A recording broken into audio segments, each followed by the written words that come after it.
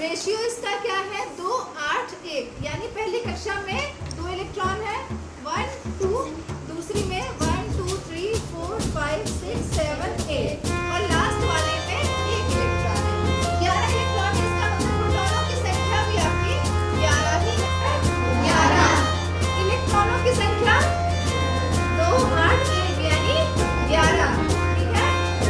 अब पहली कक्षा में 2 इलेक्ट्रॉन है, दूसरे में आप देख रहे होंगे 8 है और तीसरे में 1।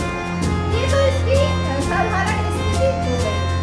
अब किसी भी प्रक्रिया के दौरान अगर कोई एक इलेक्ट्रॉन बाहरी कक्षा का कोई एक इलेक्ट्रॉन उसको हम यहाँ से हटा दें,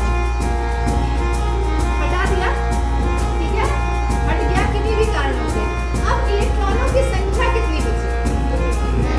11 में से 1 चला गया 10। प्रोटॉनों की संख्या कितनी बची?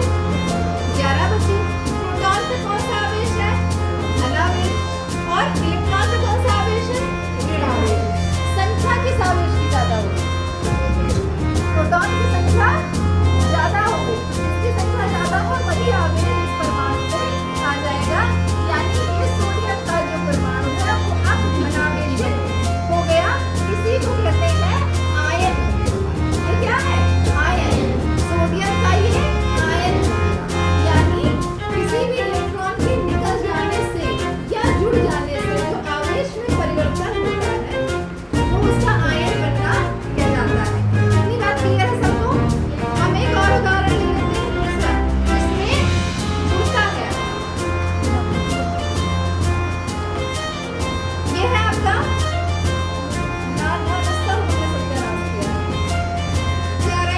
फ्लोरीन का, दिख रहा है सभी को? फ्लोरीन में प्रोटॉनों की संख्या है, बीच में कितना लिखा हुआ है? 17, और इलेक्ट्रॉनों की संख्या आप देख लो कितनी कितनी है किनारे लगी हुई? 2 8 7, 2 और 8 10 और 7 17, यानी प्रोटॉन की संख्या के बराबर ही इलेक्ट्रॉनों की भी संख्या है। अब इसमें क्या होता है? एक ही घंटे रखते हैं इलेक्ट्रॉन